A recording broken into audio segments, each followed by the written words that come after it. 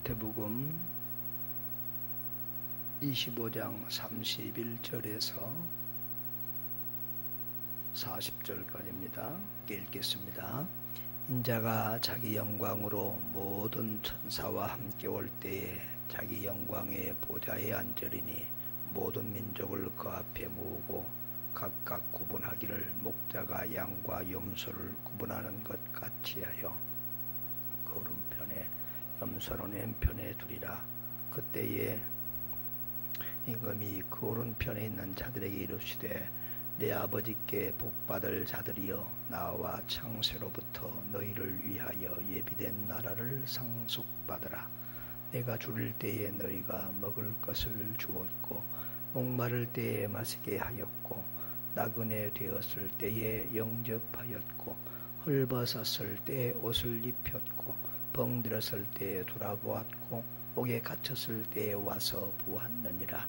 이에 의인들이 대답하여 이르시되 주여 우리 어느 때에 주께서 줄인 것을 보고 음식을 대접하였으며 목마르신 것을 보고 마시게 하였나이까. 어느 때에 나그네 되신 것을 보고 영접하였으며 헐벗으신 것을 보고 옷을 입혔나이까. 어느 때 병드신 것이나 옥에 갇히신 것을 보고 가서 배웠나이까리니 임금이 대답하여 이르시되 내가 진실로 너희에게 이르노니 너희가 여기 내 형제 중에 지극히 작은 자 하나에게 한 것이 곧 내게 한 것이니라 하시고 아멘. 오늘 이 구전 날씨 속에서도 또 주일을 기억하고 주의 전을 향하여 나온 사랑하는 주의 백성된 여러분에게 주의 큰 은혜와 축복이 있기를 주의 이름으로 축원합니다. 오늘 설교 제목이 약간 좀 이상합니다. 우리 한번 설교 제목을 한번 따라해 봅시다. 예수님을 살립시다. 여러분, 예수님을 살린다는 말이 좀 이상하지 않습니까? 우리 예수님은 죽음을 이기시고 부활하셔서 영원토록 살아계신 분인데 그 예수님을 살리다니 이게 무슨 말씀일까요? 근데 오늘 우리가 본문 설교를 여러분이 듣고 나면 예수님이 어디에서 어떻게 죽어가고 있는지 또 그 예수님을 어떻게 살릴 수 있는지 답을 얻게 될 것입니다. 오늘 본문의 말씀은 예수님의 재림에 관한 설교에서 나온 말씀입니다. 예수님께서 이제 자기 영광으로 모든 천사와 할 때 함께 다시 오신다고 했습니다. 예수님은 재림 때에는 영광스러운 심판주로 임금으로 재림하십니다. 그런데 올 때 목자가 양과 염소를 구분하는 것 같이 하나님께서 예수님께서 사람들을 구분한다는 겁니다. 양과 염소로 구분한다는 겁니다. 양은 오른편이고 염소는 왼편입니다. 그런데 이 양과 염소는 상징이지 실제로는 사람이지요. 자, 그런데 양의 편, 그것은 의인이라고 했는데 그쪽 사람들을, 그 의인들은 어떤 일을 한 사람들인가 하니 예수님이 줄일 때에 먹을 것을 주고 예수님이 목마를 때에 마실 것을 주고 나그네 되었을 때는 영접했고 헐벗었을 때는 옷을 입혔고 병들었을 때는 돌아보았고 옥에 갇혔을 때에 와서 본 사람들이라는 것입니다. 예수님은 그 사람들을 의인이라고 말하시고 그리고 그 사람들에게 내 아버지께 복받을 자들이여 나와 창세로부터 너희를 위하여 예비된 나라를 상속받으라 라고 했습니다. 그때 이 의인들은 깜짝 놀랍니다. 예수님, 우리가 주님 앞에 그런 일을 한 적이 없는데요. 언제 예수님이 우리 집에 오셨습니까? 언제 제가 예수님에게 먹을 것을 드리고 언제 내가 예수님 옷을 입혀드렸습니까? 당황해서 그렇게 묻습니다. 그때 예수님이 그렇게 말하지요. 내가 너희에게 진실로 너희에게 이르노니 너희가 여기 내 형제 중에 지극히 작은 자 하나에게 한 것이 곧 내게 한 것이니라. 뭐라고요? 따라합시다. 지극히 작은 자 하나에게 한 것이 곧 내게 한 것이니라. 지극히 작은 자 하나에게 한 것이 곧 예수님에게 한 것이라 그랬습니다. 또 반대로 왼편에 있는 자들에게는 저주를 받은 자들아, 나를 떠나 마귀와 그 사자들을 위하여 예비한 영원한 불 지옥에 들어가라, 그렇게 말씀합니다. 그러면서 의인들에게 한 말과는 반대로 너희들은 내가 줄일 때에 먹을 것을 주지 아니했고, 목마를 때 마실 것 주지 아니했고, 나그네 되었을 때 영접하지 아니했고, 헐벗었을 때 옷을 입혀주지 아니했고, 병들었을 때 옥에 갇혔을 때 돌아보지 아니하였다, 그렇게 책망을 했습니다. 그때 그들도 이렇게 당황하여 황당하여 이렇게 묻습니다. 주님, 언제 우리가 주님이 줄이신 것이나 목마르신 것이나 나그네 된 것이나 헐벗으신 것이나 병든 것이나 옥에 갇힌 것을 돌아보지 아니하였습니까? 주님이 한 번도 우리 집에 오신 적이 없지 않습니까? 무슨 말씀을 그리 하십니까? 주님에게 황당하여 섭섭하여 그렇게 묻습니다. 그때 주님이 뭐라고 대답합니까? 내가 진실로 너에게 이르노니 이 지극히 작은 자 하나에게 하지 아니한 것이 곧 내게 하지 아니한 것이니라, 그렇게 말씀하시고, 악한 자들에게는 영벌에 들어간다고 하시고 의인들에게는 영생에 들어가리라 라고 말씀하셨습니다. 여러분, 오늘 여기서 우리가 이 말씀 속에서 주목해야 될 것이 있습니다. 의인, 양의 편에 선 사람들은 어떤 사람들입니까? 그 사람들은 사랑을 실천한 사람들입니다. 그런데 우리가 더 주목해서 봐야 될 것은 악인의 편에 선 사람, 염소의 편에 선 사람들도 요즘 우리 쉽게 표현하면 교인, 저 세상에 있는 불신자들이 아니라는 겁니다. 여러분, 우리 44절을 보십시오. 44절을 보면 그들도 대답하여 이르되, 44절 다 같이 한번 읽어봅시다. 시작.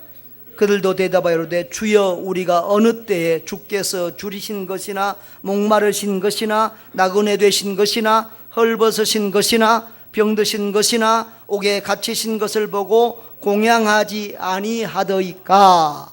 이 예수님이 왜 너희 내가 배고플 때 나에게 먹을 것 주지 아니했고, 내가 목마를 때 마실 것 주지 아니했고, 헐벗었을 때 입을 것 주지 아니하였고, 병들었을 때 옥에 갇혔을 때 돌아봐 주지 아니하였느냐 책망하니까 그들이 주여, 그렇게 말합니다. 불신자 같으면 주여 안 하지요? 교회 다니는 사람이라는 얘기입니다. 속된 말로 교회 안에 예수 믿는다고, 믿음 있다고 앉아있는 그런 사람들이라는 얘기입니다. 다시 말하면 오늘 양의 편에 있는 자도 염소 편에 있는 자도 알고 보면은 다 주님을 알고 나름대로 주님을 믿는다고 하고 주님을 사랑한다고 하고 주님을 섬긴다고 하는 사람들이라는 것입니다. 그럼에도 불구하고 주님은 무엇으로 그들을 평가해서 한쪽은 의인이라고 영생에 들어간다고 하고 한쪽은 악인이라고 평하고 영벌 지옥에 간다고 했습니까? 무엇을 보고 판단했습니까? 그들의 가난한 자, 어려운 사람들에게 사랑을 실천했는가 안 했는가, 그것을 보고 예수님이 판단하셨습니다. 줄일 때에 먹을 것 주고, 목마를 때에 마실 것 주고, 나그네 되었을 때에 영접하고, 헐벗었을 때 입을 것 주고, 병들었을 때에 옥에 갔었을 때 돌아보고 찾아본 사람들은 의인이라고 하고, 그 사람들은 천국 간다고 하고, 반대로 그것을 행하지 않는 사람들은 지옥에 간다고, 악인이라고 주님이 그렇게 판단을 했습니다. 여기 예수님이 지금 종말에 재림하시는 예수님은 심판의 주로 오셔서 그들을 지금 재판하고 심판하는 것입니다. 여러분, 악인과 의인이 천국과 지옥 가는 사람들이 어떻게 갈렸다고요? 사랑의 실천 여부로 갈려졌습니다. 여러분, 그러면 우리는 좀 이상하지 않습니까? 목사님, 믿음으로 구원받는다고 하지 않았습니까? 그렇지요? 우리가 어떻게 구원받아요? 예수 그리스도를 믿음으로 구원받는다. 그건 교회 다니는 사람들은 자주 들어서 아는 얘기입니다. 여러분, 예수 그리스도를 믿음으로 구원받는다는 것은 만고불변의 진리입니다. 그런데 그 믿음이 진짜 믿음이냐 가짜 믿음이냐를 누가 판별하는 겁니까? 누가 판단하고 누가 심판하는 겁니까?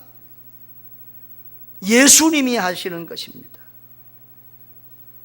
내가 내 믿음을 판단하는 것이 아니고, 다른 사람이 내 믿음을 판단하고 인정하는 것이 아니고, 천국의 주인이신 하나님 나라의 왕권을 가지신 예수님이 인정해 주는 믿음이라야 참된 믿음이라는 것입니다. 그리고 그 참된 믿음을 가진 자라야 구원을 받는다라는 말입니다. 그러면 오늘 예수님이 보시고 판단하시는 참된 믿음은 어떤 믿음입니까? 행함으로 나타나고 실천되는 믿음입니다. 참된 믿음은 어떤 믿음이라고요? 머릿속에만 있는 믿음이 아니라, 입에만 믿는 믿음이 아니라 행함으로, 사랑의 실천으로 나타나는 믿음을 예수님은 참된 믿음이라고 인정하신 것입니다. 오늘 이들이 이렇게 선한 일을 한 것을 단순히 윤리적인 선행으로 보지 않고 하나님에 대한 믿음과 경건의 표현이, 그 하나님에 대한 믿음이 사랑의 실천으로 나타난 것이라고 인정해 주신 것입니다. 여러분, 야고보서 1장 27절에는 참된 경건은 고아와 과부를 그 환난 중에서 돌아보는 것이라고 했습니다. 야고보서 2장 14절로 18절에는 행함이 없는 믿음은 죽은 믿음이라고 했습니다. 어려운 자들, 가난한 자들, 병든 자들을 돌아보지 않고 사랑을 실천하지 않는 믿음은 죽은 믿음이다. 행함으로 나타나지 않는 믿음은 가짜 믿음이다. 그렇게 말을 했습니다. 여러분, 잠언서에도 이런 말이 있습니다. 잠언서 14장 21절에도 이웃을 업신 여기는 자를 죄를 범하는 자요, 빈곤한 자를 불쌍히 여기는 자는 복이 있는 자라고 그랬고요. 31절에 가난한 사람을 학대하는 자는 그를 지으신 이를 멸시하는 자요, 가난한 사람을 학대하는 자는 그를 지으신 하나님을 멸시하는 자요, 궁핍한 사람을 불쌍히 여기는 자는 주를 공경하는 자다. 가난한 자를 불쌍히 여기는 자는 바로 하나님을 공경하는 자라고 구약의 잠언서에도 말하고 있습니다. 또 요한 1서에도 보면은 이런 말씀이 있습니다. 요한 1서 3장 17절에도 누가 이 세상의 재물을 가지고 형제의 궁핍함을 보고도 도와줄 마음을 닫으면 하나님의 사랑이 어찌 그 속에 거하겠느냐. 어려운 사람, 가난한 사람을 도와주지 않고 마음을 닫는 사람은 하나님의 사랑이 그 마음에 없는 사람이다. 불신자와 같은 사람이다. 그렇게 말을 하고 있습니다. 다시 한번 말합니다. 주님이 인정하는 참된 믿음은 어떤 믿음이라고요? 예수 사랑을 실천하는 믿음이다.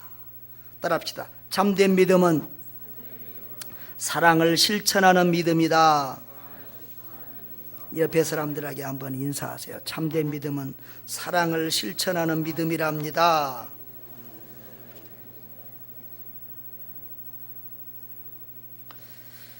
자, 그러면 여러분, 오늘 말씀 속에서 예수님은 굶주린 자, 배고픈 자, 목마른 자, 헐벗은 자, 이런 어려운 사람들을 도와준 것을 누구에게 한 것이라고 했습니까? 누구에게 한 것이라고 했어요? 우리 40절 다 같이 한번 읽어볼까요? 시작. 임금이 대답하여 이르시되 내가 진실로 너희에게 이르노니 너희가 여기 내 형제 중에 지극히 작은 자 하나에게 한 것이 곧 내게 한 것이니라. 그 배고프고 목마르고 굶주리고 병든 그 사람을 지극히 작은 자라고 표현했어요. 이거 지극히 작은 자는 저처럼 뭐 키가 작은 사람을 지금 말하는 게 아닙니다. 어린애들 나이가 작다고 그런 사람들을 말하는 게 아닙니다. 이 지극히 작은 자는 세상에서 누구도 눈여겨보지 않고 무시하는, 무관심하는 그런 사람. 정말 세상 요즘 우리 흔히 속된 말로 할 때 별 볼 일 없는 사람, 누구도 관심을 가지지 않는 그런 사람입니다. 보잘것없는 사람입니다. 그런 사람, 바로 그런 사람 하나에게 한 것이 곧 내게 한 것이라. 여러분, 우리 35절 36절을 우리 다 같이 한번 읽어볼까요? 시작.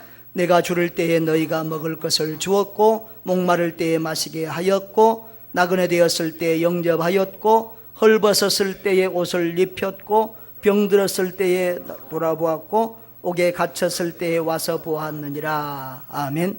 여기 우리 성경에는 내가라고 하는 말이 한 번 되어 있는데, 여러분 여기 몇 가지입니까? 자, 지극히 작은 자, 이 어려운 사람들을 몇 가지로 표현했어요? 첫째로는 굶주린 사람, 두 번째로는 목마른 사람, 세 번째로는 나그네 된 사람, 네 번째로는 헐벗은 사람, 다섯 번째로는 병든 사람, 여섯 번째로는 갇힌 사람. 그런데 이 여섯 번 다 내가라고 하는 말, 나를이라고 하는 말이 다 원어 성경에는 이렇게 되어 있어요. 우리 성경에는 생략이 됐지만은, 내가 주를 때 너희가 나를 찾아와서 먹을 것을 줬고, 내가 목마를 때에 마시게 하였고, 내가 나그네 됐을 때 영접하였고, 내가 헐벗었을 때 옷을 입혀줬고, 내가 병들었을 때, 내가 옥에 갇혔을 때, 그렇게 예수님은 그 어려운 사람들의 형편을 바로 자기 자신에 이렇게 대입해서 말씀하고 있습니다. 여러분, 그러므로 바로 우리 주변에 그 어려운 이웃에게 도와준 것을 바로 예수님은 자기에게 해준 것처럼 생각하고 그렇게 고마워하고 기뻐하고 감사한다는 것입니다. 저는 이번 주에도 가짜 예수님을 만났습니다. 월요일 날 밤에 우리 러시아에서 온 선교사님하고 늦게까지 목양시에서 얘기를 나누고 있는데, 밤늦게 누가 목양시 문을 두드려요. 누구시냐고 들어오시라고 했더니 멀쑥하게 생긴 30대 초반에 나처럼 작지도 않아요. 키도 크고 잘생긴 사람이 딱 들어왔어요. 근데 자기 이런저런 얘기를 하면서 다단계 이런데 하다가 망해가지고 빚지고 죽으려고 손을 긋기도 하고 이런저런 얘기를 하면서 쭉 얘기해요. 뭐하러 온 사람이죠? 뭐하러 온 사람이죠? 그런 사람을 수없이 많이 봤어요. 근데 분명히 이 사람도 가짜일 텐데, 하여튼 선교사님하고 얘기를 하고 있는데 그 사람 얘기를 다 들어주자니 한이 없어요. 근데 제가 하도 그런 것을 많이 당해서 가짜들이 오면은 아는 방법이 있더라고요. 이 사람은 자기 지금 먹고 살 곳이 없대요. 그래서 곧 또 그것도 다 이게 아주 비슷합니다. 곧 직장 다음 주에 이렇게 얻게 되는데 그때까지 살 돈 달라고 이런 식이거든요. 이분도 곧 직장 이제 될 건데 그때까지 찜질방에서 먹고 자고 할 것을 도와달래요. 그래서 우리 5층에 방이 있으니까 와서 사라고 제가 그랬습니다. 근데 안 오는 거예요. 이게 뭐예요? 그러니까 딱 그 문제를 해결해줘도 당황하고 온다고를 하잖아요, 가짜들은. 근데 제가 줘서 보냈을까요? 그냥 보냈을까요? 돈도 주고 책도 2권이나 줬어요. 줘서 이거 보고 예수, 또 기도까지 해줘서 보냈어요. 그런데 제가 번번이 속는 것을 알면서도 왜 그렇게 하느냐 그러면, 늘 그런 사람들이 올 때마다 이 말씀이 늘 생각이 나요. 그들 중에 혹시라도 진짜 있으면 어떡하겠냐? 응? 그들 중에 혹시라도 진짜 있으면 나는 예수님 내친 거나 마찬가지인데 이런 일이 어디 있느냐? 혹시 그들 중에 예수님 오실까 봐서 제가 늘 썩는 줄 알면서도 또 그냥 보내는 법이 없습니다. 소문내지 마세요. 또 이 오는 사람들도 전부 다 오면은 부교육자들 잘 안, 꼭 당회장실로 바로 옵니다. 또 부교육자들은 만나도 주는 액수가, 당회장 목사가 또 주는 액수가 다르기 때문에 그런지 하여튼 이 사람들이 전문가입니다. 근데 그래서 혹시나 진짜가 있을까 봐서 그러고, 또 그냥 보내면 내 마음이 편치가 않아요. 그래서 저 사람 나보다 더 가난한 사람일 텐데 오직 어려우면 저런 짓 하고 다니겠냐 싶으니까 또 안쓰러워서 내가 그냥 보내면 마음이 편치 않아요. 또 안 줘서 보내면 또 교회가 욕을 먹을까 봐서, 야, 예수 믿는 사람들이 짜대, 어느 교회 목사 참 못됐대 이럴까 봐서, 교회가 욕을 먹을까 봐서도 또 그냥 보내지 않습니다. 그런데 여러분, 우리 주변에는 진짜 예수님이 많아요. 진짜 예수님이 많아요. 정말 어려운 사람들, 정말 우리의 사랑과 도움이 없으면 살 수 없는 어려운 사람들이 많아요. 그 청년에게는 제가 그렇게 말했어요.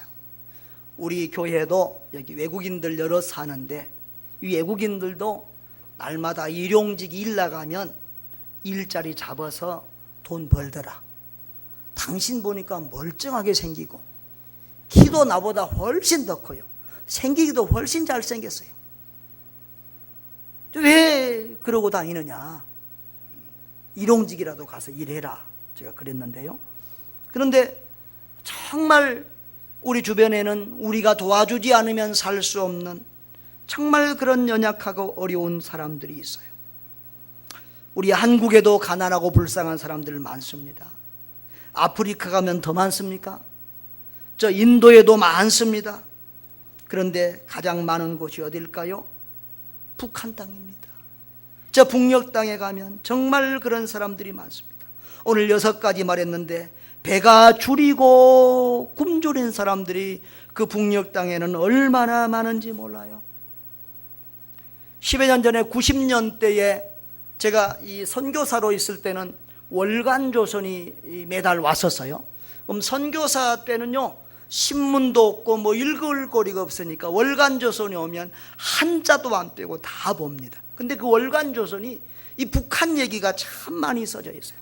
그때 당시 그 북한 사람들이 먹을 것이 없어서 사람 인육, 사람 고기를 먹고 수없이 죽어간다는 얘기를 거기서 제가 많이 봤는데, 이 그 90년대에 300만 명 정도가 죽었어요. 몇 명이요? 300만 명. 300만 명이면 어느 정도 되지요? 서울 인구의 4분의 1 정도가 죽었다는 얘기. 은평 구민의 몇 배가 죽었다는 얘기예요. 북한 인구가 2,500만 정도, 2,700만인데 북한 인구의 10분의 1 이상이 죽었다는 얘기예요.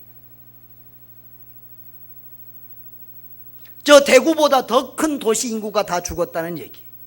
특별히 어린아이와 이 할아버지 할머니들이, 노약자들이 많이 죽었지요. 올해도 지금 북한의 함경도가 저기 황해도가 곡창지대거든요. 제일 그래도 먹고 살기 좋은 지대인데 황해도에서도 2만 명 이상이 굶어 죽었다는 그런 보고가 3월 달에 있었죠. 그리고 북한 어린이의 2분의 1은 영양실조 걸려 있어요. 그리고 영양실조가 되면 이 뇌 지능이 발달이 잘 안 된다는 거예요. 여러분, 북한 어린이들이 온 세계 아프리카의 어린이들보다도 더 영양 상태가 좋지 않습니다. 최악입니다.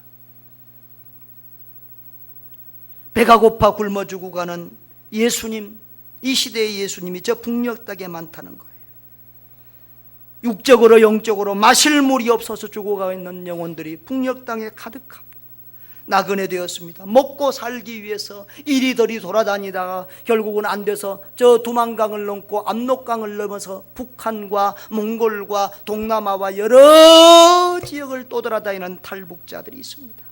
그 탈북자들의 인권 유린을 당하고 이리저리 인신매매를 당하고 팔려다니고 하는 그런 이야기들은 참으로 귀로 들을 수가 없을 만큼 비참합니다.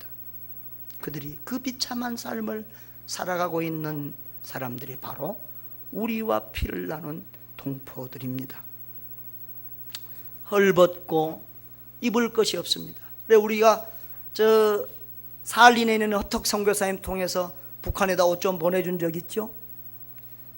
그 한국 옷을 보면 그들에게는, 우리는 헌것 버리는 옷도 그들에게는 너무 좋은 고급 옷이 되는 것입니다. 병든 사람들 얼마나 많은지 모릅니다. 병들어도 고칠 약이 없습니다. 병원이 없습니다. 의료시설이 없습니다. 그리고 북한 정권에 조금만 바른 말을 하면 반동이라고 집어넣고 정치범으로 집어넣고, 또 예수 믿는 사람들이, 정치범이나 예수 믿는 그리스도인들은 아주 가장 어려운 그런 감옥이나 그런 수용소에 끌려가게 되는 것이죠. 이렇게 죄 없이 갇혀 있는 사람들이 얼마나 많은지 모릅니다. 바로 그 지옥 같은 땅이 북한 땅입니다. 그 북한은 가장 가깝고도 가장 먼 나라입니다. 그래서 이번에 제가 공산권 선교에 대한 글을 쓰면서도 우리 시대의 땅끝은 바로 북한이다 그랬습니다. 그런데 여러분, 이 북한 선교를 하는 것이 쉽지 않습니다. 제가 우리 교회에 와서 처음 와서부터 여러분들이 저를 자세히 보신 분들은 알 거예요. 오히려 우즈벡을 위해서 기도할 때보다 북한을 위해서 기도할 때 우리 목사님이 더 많이 울더라. 그것을 느끼신 분은 느꼈을 거예요. 그렇게 제가 북한 선교에 대한 애달픈 마음이 있어요. 그런데 초창기에 좀 하다가 몇 번 우리가 조금 어려운 일을 겪었습니다. 그러면서 조금 낙심돼서 힘이 빠져 있었는데, 또 몇 달 전에 우리 탈북자 문제를 통해서 다시 한번 또 이렇게 나태에 빠진 저의 영혼을 일깨우고 다시 한번 북한 선교에 강한 도전을 주었습니다. 그래서 우리 교회가 지금 금식하면서 북한을 위해서 릴레이 기도하고 또 그 금식헌금을 들여서 북한을 돕고 하는 이런 일들을 하기로 하고 추진하고 있는데, 그런데 목사의 생각에는 참 미치지 못한 것 같아요. 저는 적어도 얼마 정도의 성도들이 이 일에 기꺼이 동참해주고 함께 해줄 것이다 생각을 했는데, 너무 동참하지 않는 구경꾼들이 아직도 많은 것 같아요.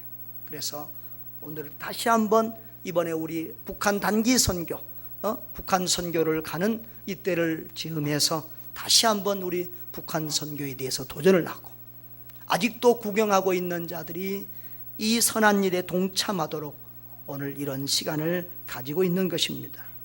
여러분, 참 이 북한 선교는 무엇보다도 우리가 마음대로 들어가서 도와줄 수 없는 게 더 가슴이 아파요.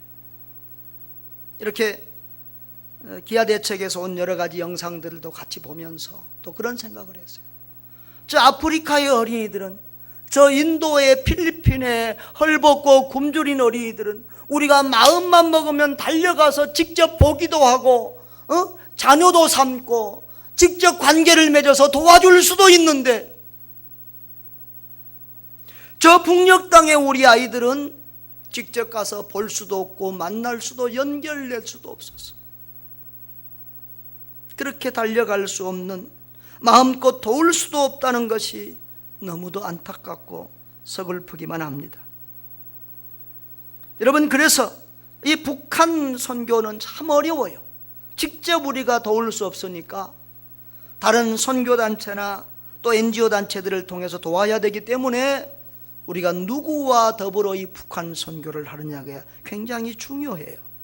그래서 제가 한두 번 조금 어려움을 겪으면서 정말 어디를 통해서 북한 선교를 해야 되느냐 생각을 하면서 그동안 이렇게 기아대책과 관계를 가지면서 얼마씩 이렇게 지원을 했는데요. 저는 우리 기아대책을 NGO 중에서도 최고 좋은 NGO라고 저는 생각을 합니다. 교회를 막 개척했을 때부터 1990년도부터 개척하고 그때부터 제가 이 기아대책을 후원했던 것 같아요. 선교지 가서도 기아대책 비자를 받고 선교사 하려고 그랬는데 그 우즈베 기아대책 지부장이 아무도 목사들을 안 받아줘요. 그래서 내가 다른 NGO에 들어가 있었지만은 내 마음은 일편단심 기아대책이에요. 기아대책은 가장 선교 마인드를 가진 선교단체, NGO 단체. 우리 한국의 월드비전이라고 하는 기아대책보다 더 큰 선교단체도 있고, 그 NGO 단체도 있고, 선한 이웃, 굿네이버스, 여러 NGO들이 수없이 많아요. 요즘은 너무너무 많아요. 그런데 그 중에서 가장 훌륭한 선교단체가, NGO 단체가 바로 국제 기아대책입니다. 여러분 한번 따라 하십시오. 기아대책. 저 위에 가면 월간지가 지금 많이 있는데 가서 보기도 하시고 주변에 많이 가서 남한테도 이렇게 홍보도 하고 하세요. 그래서 안 믿는 사람들도 꼭 믿는 사람들만 도와줘. NGO는 누구나 다 도와줄 수 있는데요. 그러니까 안 믿는 사람들한테도 좋은 일 하세요. 그리고 이거 전하고 동참시키고 그렇게 하세요.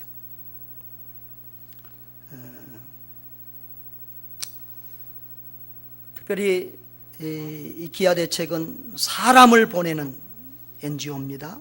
떡과 복음으로 사람을 살리는 그런 NGO입니다. 그래서 우리 기아대책 많이 기도해 주시고 또 앞으로도 우리가 기아대책과 더불어 이 북한 선교 일들을 좀 감당하려고 합니다. 물론 우리가 또 개인적으로 후원하는 북한 선교사도 있고 또 다른 데도 하고 있지만 우리가 이렇게 NGO를 통해서 할 수 있는 그런 일들은 간접 선교는 기아대책을 통해서 한다. 저게 그 마음이 있어요. 그래서 얼마 전에도 우리가 오후 예배 때 저 차인표 씨가 나오는 뭘 봤어요? 그 선교단체, 거기가 NGO 단체, 거기가 뭐죠? 컴패션이었어요. 여러분 마음이 막 좀 하고 싶고 동했지요? 안 했어요? 저는 막 동하던데. 그런데 동한데 제가 여러분에게 권면 안 하고 절제를 시켰어요. 왜냐하면 우리는 기아대책으로 한다. 우리는 하려면 기아대책 똑같이 하거든요.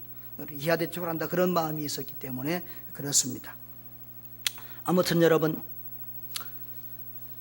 주님의 이름으로 우리가 그런 어렵고 불쌍한 사람들을 돕고 살릴 때에 우리 하나님이 우리에게 한없는 은혜와 복을 부어주십니다. 여러분 그들을 접대하는 것이 누구를 접대하는 거라고 그랬어요? 예수님을 접대하는 거다. 그들을 살리는 것이 누구를 살리는 거라고요? 예수님을 살리는 것입니다. 세상에 우리가 예수님을 접대한다는 이런 복이 어디 있습니까?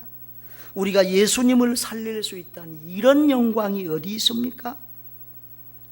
여러분 시편에는 의인의 자손이 걸식하는 것을 보지 못하였다고 그랬습니다. 우리가 심고 우리가 뿌리면 우리 대의 열매를 못 따도 우리 자손들이 복을 받고 살게 될 것입니다. 잠언서 19장 17절에는 보면은 가난한 자 불쌍한 사람들을 도와주는 것은 하나님께 구워주는 것이라고 그랬어요. 하나님께 구워준 거예요. 다시 말하면 하나님이 우리한테 빚진 거예요. 그러니 우리를 30배, 60배, 100배로 갚아주시고 축복해 주시지 않겠습니까? 여러분 아까 시편 41절을 제가 시작할 때에 읽었는데요, 거기도 이런 말씀이 있습니다. 가난한 자를 보살피는 자는 복이 있으며 재앙의 날에 여호와께서 그를 건지시리로다. 여호와께서 그를 지키사 살게 하시리니 그가 이 세상에서 복을 받을 것이라. 3절에도 여호와께서 그를 병상에서 붙드시고 그가 누워있을 때마다 그의 병을 고쳐주시나이다. 할렐루야. 이렇게 가난하고 불쌍한 자들을 돌아보는 자들에게 하나님은 성경에 수도 없이 많은 약속을 하고 있습니다. 신약 성경에도 예수님은 어린 소자에게 냉수 한 그릇 대접한 것도 반드시 상을 잃지 아니하리라 라고 했습니다. 여러분, 인생을 어떻게 살면 행복하게 사는 줄 아십니까? 많은 사람들이 행복하게 사는 비밀을 잘 몰라요. 우리 그리스도인들도 세상 사람들의 행복의 비밀을 쫓아서 세상 사람들처럼 살라고 해요. 답답합니다. 여러분, 잘 먹고 잘 입고 잘 산다고 그게 행복해지는 게 아니에요. 세계에서 가장 자살률이 높은 지역들이 어느 지역인 줄 아십니까? 가장 자연이 아름답고 가장 부자 동네에서 자살률이 제일 높습니다. 우리도 옛날에 가난할 때가 지금보다 더 행복했다고 생각하는 분들이 많을 겁니다. 옛날에 수십 년 전에 우리 어렸을 때 가난했을 때보다 지금 못 살겠다고 자살하는 사람들이 훨씬 많습니다. 여러분, 행복은 돈으로 살 수 있는 게 아닙니다. 예수 그리스도가 있어야만 참된 행복이 있어요. 여러분의 마음에, 여러분의 심령에, 여러분의 삶에 예수 그리스도가 있기를 바랍니다. 예수 그리스도 안에 참된 평안, 참된 행복, 참된 기쁨, 참된 생명이 있습니다. 여러분, 여러분이 정말 행복하게 살고 싶으면요, 잘 먹고 잘 사는 데서 행복을 찾기보다도 보람된 일, 의미 있는 일, 우리 주님이 기뻐하시는 일, 그것을 찾아서 하시기를 바랍니다. 어떤 일 찾아서 하라고요? 보람되고 의미 있는 일.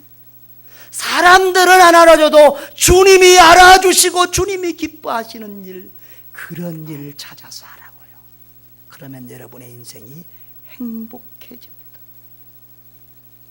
지난번에 이거 차인표 씨 나와서 그 힐링 캠프에 방송하는 거 우리 오후에 영상 보여준 적 있는데요, 그 차인표 씨는 연예인이고 잘 나가던 사람 아닙니까?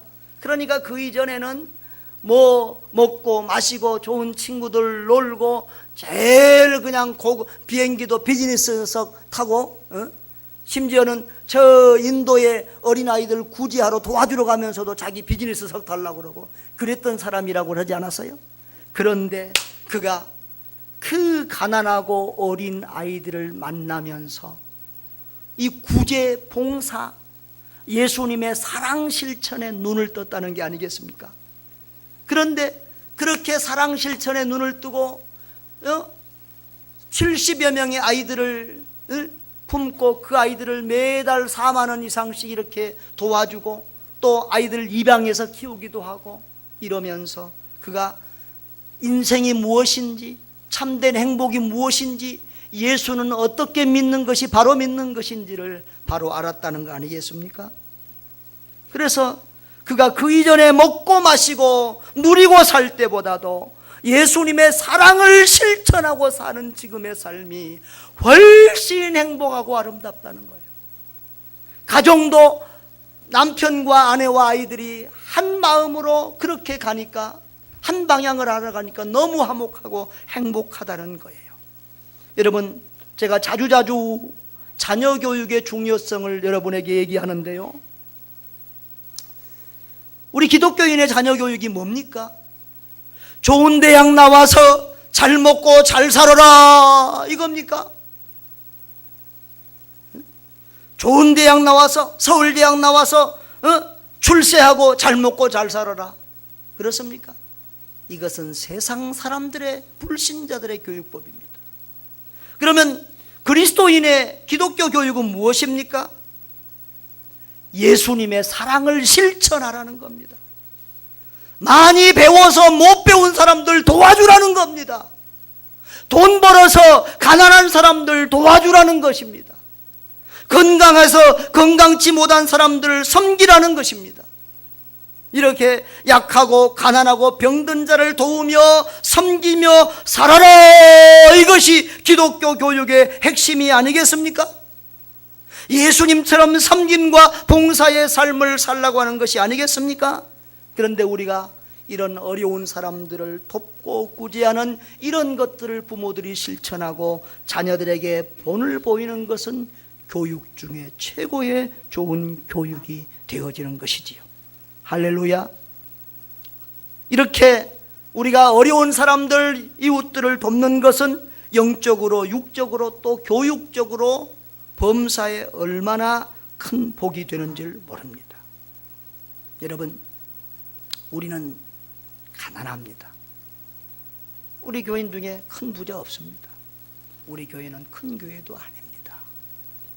그런데도 우리가 그 예수님의 마음을 가지고 지금 달려오니까 우리 교회가 가진 힘과 역량에 비해서 얼마나 좋은 영향력 있는 일을 많이 하고 있는지 모릅니다.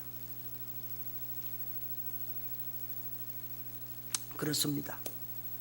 우리가 없는 것을 가지고 할 수 없습니다. 그러나 우리가 있는 힘 안에서 우리가 최선을 다해서 그리스도의 사랑을 실천하고 예수님의 삶을 대신 사는 그런 예수님의 참된 제자들 되어야 될 줄 믿습니다.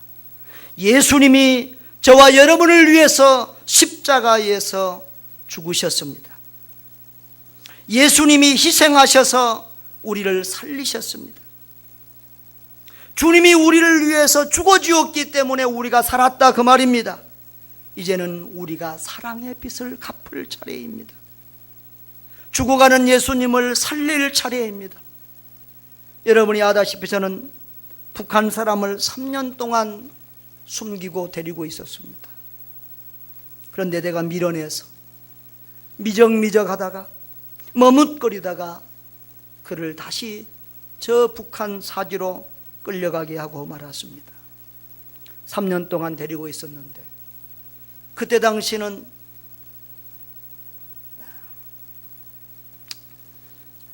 햇볕 정책을 펴던 때라서 이 북한 사람들을 잘 안 받아줬습니다. 또 그 친구는 뭐 서류고 뭐고 아무것도 없습니다. 그런데 제가 3년 동안 그 친구의 어떤 그런 문제를 안전 문제를 해결해 주지 못했어요. 그랬더니 그 친구가 자기 혼자 어떻게 해보려고 사람들을 만나고 다니다가 가짜 탈북자를 만났어요. 탈북자 중에서도 가짜가 있습니다. 그래서 그 가짜 탈북자들이 진짜 탈북자들을 보고해서 신고해서 끌려가고 잡혀가게 하는데 그 가짜 탈북자를 만나서 잡혀갔어요. 그런데요, 하나님이 또 한 번의 기회를 줬어요. 그때 당시 저는 그 선교지에서 NGO 디렉터로, 부디렉터로 있었는데요, 우리 NGO에서 한 달에 한 번씩 그 노숙자들 수용소가 있는데 거기 식사 접대를 갔어요. 우리는 서울역에서고 어디서고 막 다 잘 수 있잖아요. 그런데 거기는 공산권 국가라서 노숙자들은 길거리에서 자면 다 잡아가 버려요. 다 잡아다가 수용소에다가 가두는데 완전히 꼭 감옥하고 거의 감옥이나 거의 마찬가지죠. 그래서 딱 그 문에 요만한 그 밥통 넣어주는 통만 있어요. 밥그릇 넣어주는 통만 있고요. 얼마나 위생시설이 더러운지 냄새에 나서 코가 터질 지경이에요. 거기 가서 한 달에 한 번씩 이렇게 밥도 해주고 반찬도 해주고 가서 이렇게 음식으로 그 사람들을 전부 다 접대하는데요, 세상에 거기에 그 형제가 잡혀있는 거예요. 그래서 돈도 주고 한두 번 안 나면서 그 친구를 또 어떻게 빼내보려고 하는 차에 그 사람들이 눈치채고 또 다른 데로 옮겨버려요. 그래서 결국은 그 친구를 이렇게 놓쳐버리고 말았는데요. 여러분, 우리가 선한 일 할 때는 머뭇거리면 안 되는 줄 압니다. 지금 이 순간도 북녘 땅에 우리 아이들은 배가 고파 울고 있습니다. 배가 고파 잠을 못 잡니다. 죽어가고 있습니다. 세상에 배고픈 서름보다 더한 서름 없습니다.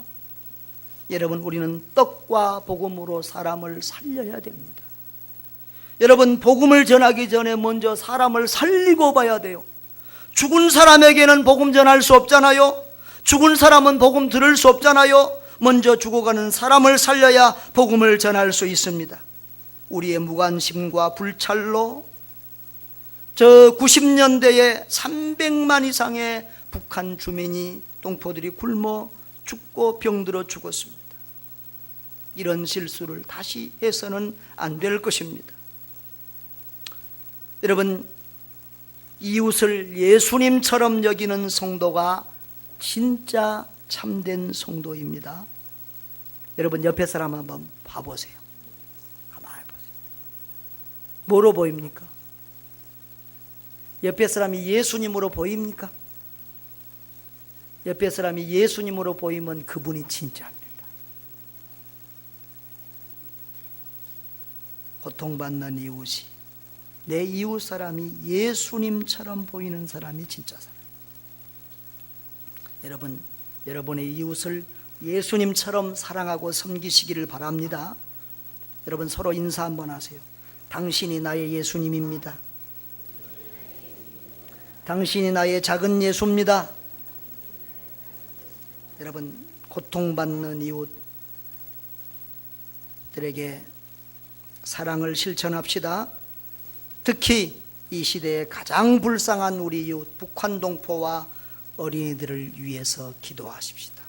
떡과 복음으로 그들을 살려내십시다. 내 민족 내 동포를 우리가 돌아보지 아니하면 누가 돌아보겠습니까?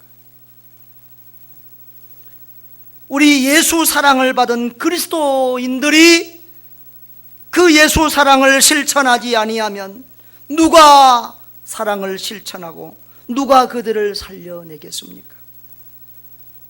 여러분, 가장 작은 사람 하나에게 한 것이 곧 예수님에게 한 것이라고 했습니다. 오늘도 세계 각처에서 작은 예수들이 굶주려 죽어가고 있습니다. 그들에게 먹을 것을 주는 것이 예수님에게 드리는 것이고, 그들을 살리는 것이 예수님을 살리는 것입니다. 여러분, 오늘 본문에 예수님은